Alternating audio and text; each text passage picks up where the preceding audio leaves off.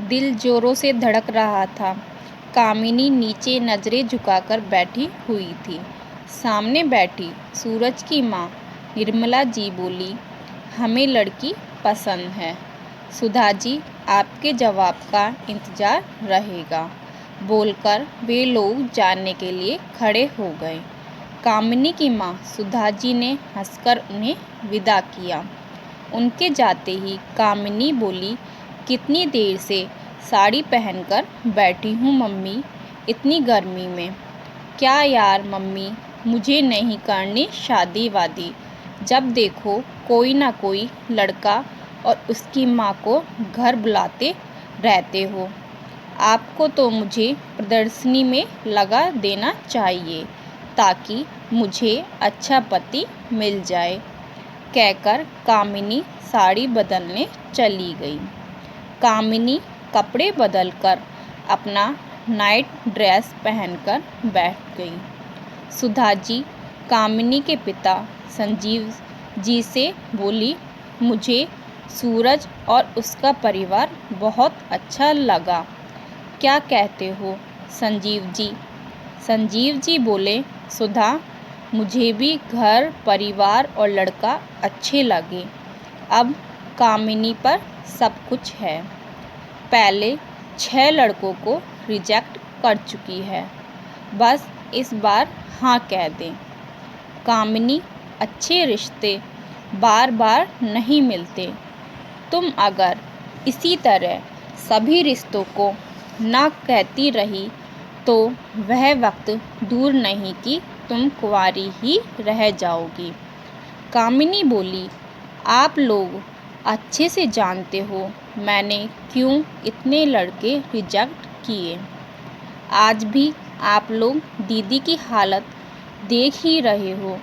उनकी सास हर बात में रोक टोक करती है, अपनी मर्जी का उन्हें कुछ भी नहीं करने देती। दीदी को आप लोगों ने इतना पढ़ाया लिखाया, मगर क्या फ़ायदा हुआ। दीदी का जॉब तक छुड़वा दिया उनके ससुराल वालों ने। और तो और दीदी को मायके भी आने के लिए उनकी इजाज़त मांगनी पड़ती है। नताशा दीदी की सास का ऐसा दुर्व्यवहार देखकर मुझे सास नाम के प्राणी से ही नफ़रत होने लगी है। कहीं मुझे भी दीदी जैसी सास मिल गई तो मेरा क्या होगा। दीदी तो सीधी हैं जो इतना एडजस्ट कर रही हैं, लेकिन आप लोग जानते ही हो मैं एडजस्ट नहीं कर पाऊँगी। सुधा जी बोली, हाँ तो ज़िंदगी भर यही सोचते रहना और शादी मत करना। एक उम्र के बाद यह जो रिश्ते आ रहे हैं वह भी नहीं आएंगे और बैठी रहना कुंवारी ज़िंदगी भर। अभी शादी की उम्र है, इसलिए सामने से इतने रिश्ते आ रहे हैं। एक बार उम्र ढल गई तो कोई घास भी ना डालेगा, कहकर सुधा जी रो पड़ी। माँ को रोता देख कामिनी का दिल पिघल गया। वह बोली, मुझे भी सूरज और उसका परिवार अच्छा लगा माँ, मगर बस अब कुछ मत बोल, इस रिश्ते को हाँ कर दे। तेरी शादी देखने की बड़ी तमन्ना है दिल में, और कहीं उससे पहले मुझे कुछ हो गया तो, सुधा जी ने कहा। कामिनी ने सुधा जी की बात काटते हुए कहा, मम्मी ऐसे अशुभ शब्द क्यों बोलती हो, मरे तुम्हारे दुश्मन। और कामिनी ने माता पिता की खुशी के लिए इस रिश्ते को हाँ कर दी। सूरज और कामिनी की फ़ोन पर ढेरों बातें होने लगी। दोनों अब डेट पर भी साथ जाने लगे। सूरज तो कामिनी को पसंद आ गया था, मगर सास के लिए उसका डर अभी ख़त्म नहीं हुआ था। एक दिन कामिनी सूरज से बोली, सूरज मैं तुम्हारी माँ से मिलना चाहती हूँ, ताकि शादी से पहले मैं उन्हें भी समझ पाऊँ। सूरज बोला, कामिनी, माँ तो सबकी एक जैसी होती है। मेरी माँ भी बिल्कुल तुम्हारी माँ जैसी ही है, हंसमुख और मिलनसार। माँ से मिलकर क्या बात करना चाहती हो? कामिनी बोली, सूरज, मैं तो बस यही जानना चाहती हूँ कि वे अपनी बहू के बारे में क्या अपेक्षा रखती हैं, ताकि कल के दिन मुझे उनके साथ सामंजस्य बैठाने में आसानी हो, क्योंकि मुझे कल के दिन रहना तो उनके साथ ही है ना। सूरज ने कामिनी को अपनी माँ का नंबर दे दिया और बोला, यह लो मम्मी का मोबाइल नंबर और तुम उनसे किसी भी वक्त बात कर सकती हो। कामिनी ने जब घर आकर अपनी माँ सुधा को बताया कि वह अपनी सासू माँ से मिलकर शादी से पहले ही सारी बातें क्लियर कर देगी, ताकि उसकी हालत शादी के बाद उसकी नताशा दीदी जैसी ना हो। यह सुनते ही सुधा जी भड़कते हुए बोली, यह लड़की मुझे कहीं का नहीं छोड़ेगी। जैसे तैसे बड़ी मुश्किलों के बाद इसे एक लड़का पसंद आया है। इतना अच्छा रिश्ता अपने ही हाथों से खोने चली है। भला कोई लड़की शादी के पहले अपनी ही सासू माँ से सवाल करे तो क्या सासू माँ ऐसा रिश्ता बरकरार रखना चाहेंगी? निर्मला जी हमारे बारे में क्या सोचेंगी कि क्या यही संस्कार दिए हैं हमने अपनी बेटी को? शादी से पहले अगर कोई लड़की अपनी सास से अपनी आज़ादी के बारे में सवाल पूछे तो कौन सास उस बहू को स्वीकार करना चाहेंगी? कामिनी फिर भी अपनी बात पर अटल रही और उसने अपनी बड़ी बहन नताशा को फ़ोन करके सब बताया। नताशा फ़ोन रखकर अपने अतीत के गलियारे खो गई। नताशा और धीरज का जब रिश्ता तय हुआ, कितनी खुश थी नताशा। नताशा शादी के पहले जॉब करती थी। उसने जब धीरज से कहा था कि वह शादी के बाद भी इसी तरह जॉब करती रहेगी, तो धीरज ने भी उसे सांत्वना देते हुए कहा था कि उसके घर में बहू को जॉब करने की छूट तो नहीं है, मगर वह अपनी माँ को मना लेगा। शादी के बाद नताशा की सास कावेरी जी ने सबसे पहली चीज़ नताशा की छुड़वाई थी, वह थी उसकी नौकरी। धीरज की भी अपनी माँ के आगे एक ना चली। कावेरी जी बोली, हमारे घर की बहुएं नौकरी नहीं करती, और यदि तुम नौकरी पर जाने लगी तो घर का काम कौन करेगा? हमारा परिवार भी नामी परिवारों में से एक है, और अगर यहाँ की बहुएं नौकरी करने लगी तो हमारी इज्जत खाक में मिल जाएगी। नताशा को घर में पूरे दिन साड़ी में रहना पड़ता था, क्योंकि कावेरी जी को बहू का सलवार सूट पहनना गवारा नहीं था।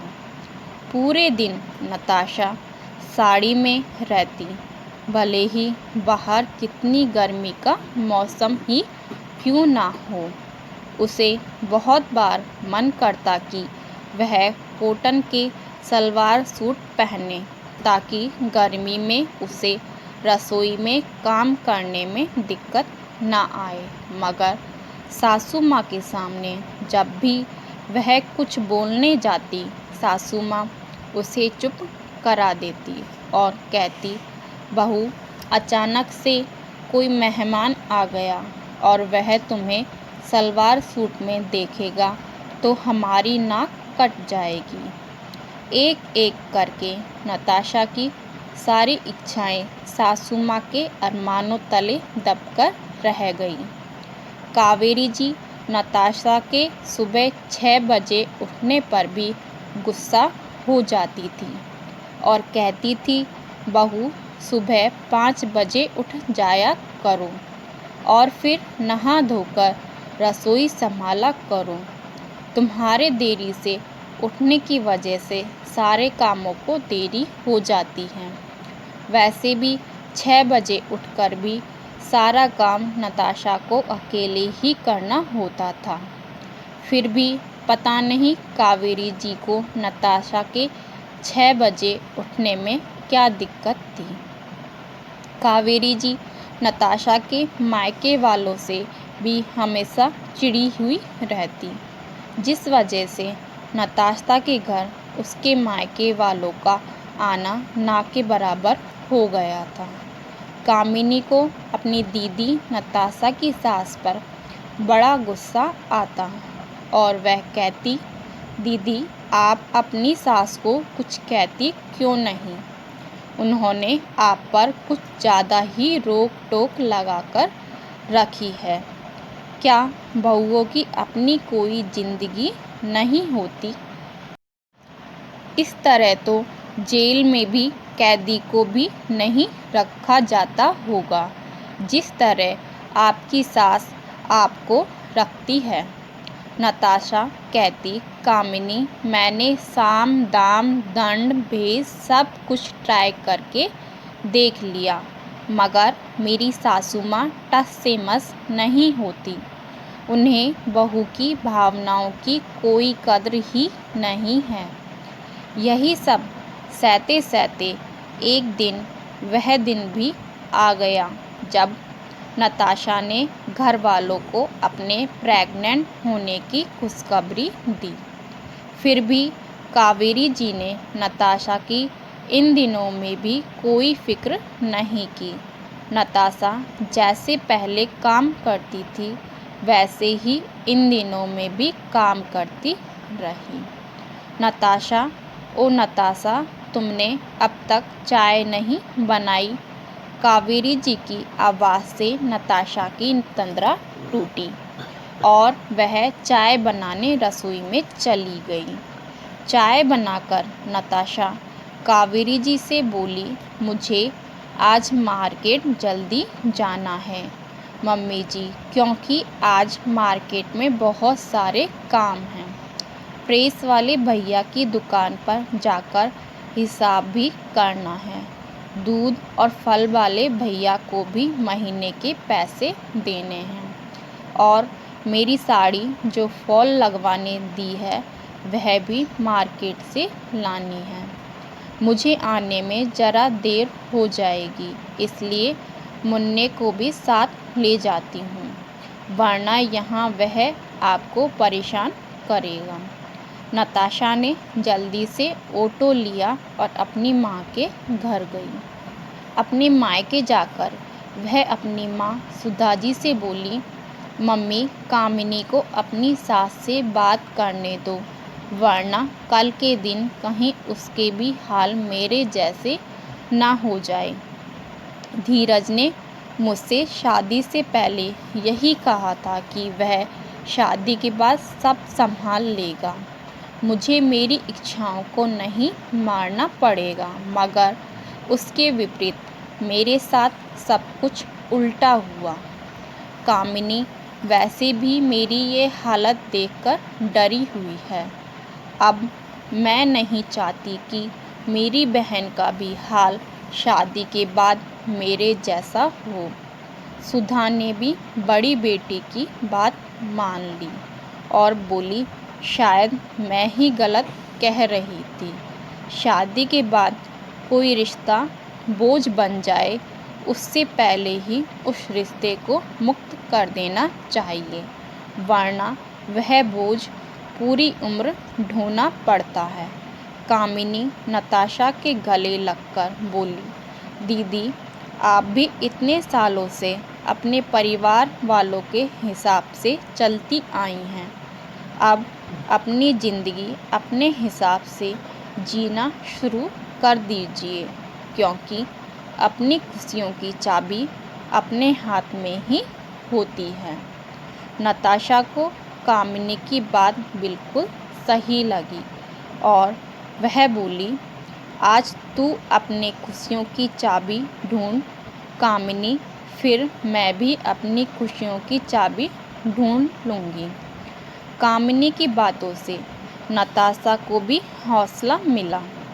कामिनी ने अपनी सास निर्मला जी को फ़ोन किया और बोली, मम्मी जी, मैं आपसे मिलना चाहती हूँ। निर्मला जी ने कामिनी को अपने घर बुला लिया और बोली, बहू, तुम शादी से पहले भी अपने ससुराल आ जा सकती हो, इसलिए यहीं चली आओ। कामिनी अपने होने वाले ससुराल पहुंची तो निर्मला जी ने उसे प्यार से अपने पास सोफे पर बिठा लिया और बोली, कहो बहू, क्या कहना चाहती हो। कामिनी बोली, मम्मी जी, मैं तो सिर्फ यही जानना चाहती थी कि शादी के बाद आपकी मुझसे क्या अपेक्षाएं हैं। निर्मला जी बोली, बहू, मैं उन सासों में से नहीं हूँ जो बहू को नौकरानी समझती हैं। मैं तो अपनी बहू के साथ दोस्ताना व्यवहार रखना चाहती हूँ ताकि मेरी बहू को कभी उसके मायके की याद ना आए।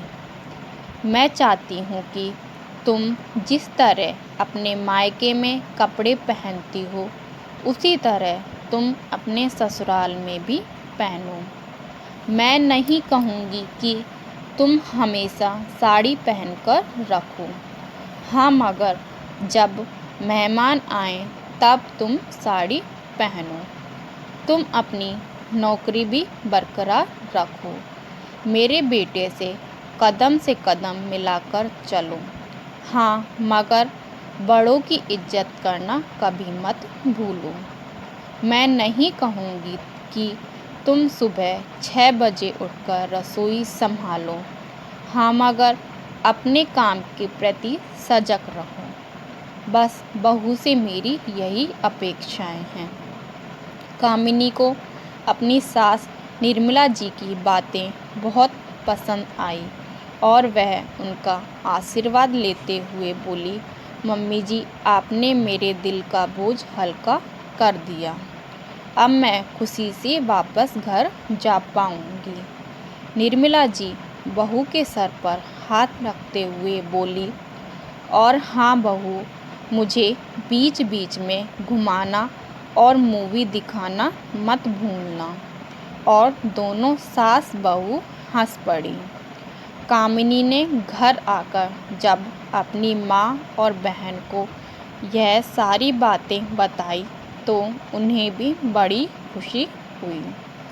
थोड़े महीने में कामिनी ससुराल में बहू बनकर आ गई। दिल में डर, हाथों में कंपन लिए कामिनी पहले दिन रसोई में पहुंची और निर्मला जी से बोली, मम्मी जी, मैं चाय बना देती हूँ।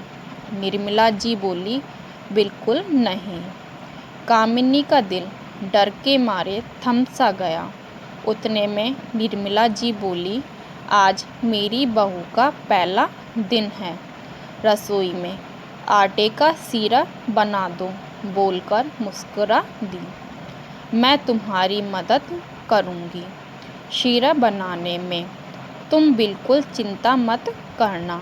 यह सुनकर कामिनी की जान में जान आई। 2 दिन बाद निर्मला जी ने कामिनी से कहा, तुम अपनी मर्जी के कपड़े पहना करो बहू। कामिनी खुश हो गई। धीरे धीरे वह ससुराल में रचने बसने लगी। रोज जॉब पर से थककर आती, तब सासू माँ के हाथों का बना खाना खाकर उसका दिल खुश हो जाता और वह समझ चुकी थी कि सब सासें एक जैसी नहीं होती। सूरज जैसा पति और निर्मला जी जैसी सास किस्मत से मिलते हैं। फ़ोन पर कामिनी ने अपनी माँ से कहा। सुधा जी को भी मन में यही चिंता थी कि पहली बेटी नताशा तो अपनी ज़िंदगी में सुखी नहीं है। दूसरी बेटी तो खुश रहे। कामिनी की दीदी नताशा भी कामिनी को खुश देखकर बहुत खुश थी। कामिनी के मायके में गणपति को घर लाने पर सत्यनारायण की पूजा रखी गई थी, जिसमें कामिनी और नताशा के ससुराल वाले भी आए थे। नताशा की सास वहाँ भी मुँह चिढ़ाए बैठी थी और कामिनी की सास उत्साहपूर्वक कामिनी के मायके वालों का काम में हाथ बटा रही थी। दोनों की सासों में जमीन आसमान का फर्क था। कामिनी को अपनी सास पर गर्व था और वहीं नताशा को अपनी सास पर अफसोस। नताशा घर जाकर धीरज से बोली, मुन्ना अब बड़ा हो गया है, मैं वापस नौकरी करना चाहती हूँ। इस बार धीरज ने नताशा का साथ दिया और अपनी माँ कावेरी जी की इच्छा के विपरीत जाकर नताशा को नौकरी करने की इजाज़त दी। मुन्ने के लिए एक मेड रख दी, जो सास कावेरी जी को नज़रों के सामने मुन्ने को पूरे दिन संभालती। नताशा ने भी अपनी खुशियों की चाबी ढूंढना शुरू कर दिया था। हर सास एक सी नहीं होती। ज़रूरी नहीं कि किसी एक की सास अपनी बहू के साथ दुर्व्यवहार करती है तो दूसरी भी यही करे। सास तो बस नाम से बदनाम है। तो दोस्तों, अगर आपको हमारी यह कहानी पसंद आई हो तो लाइक, शेयर एंड सब्सक्राइब करें और कमेंट करना ना भूलिएगा।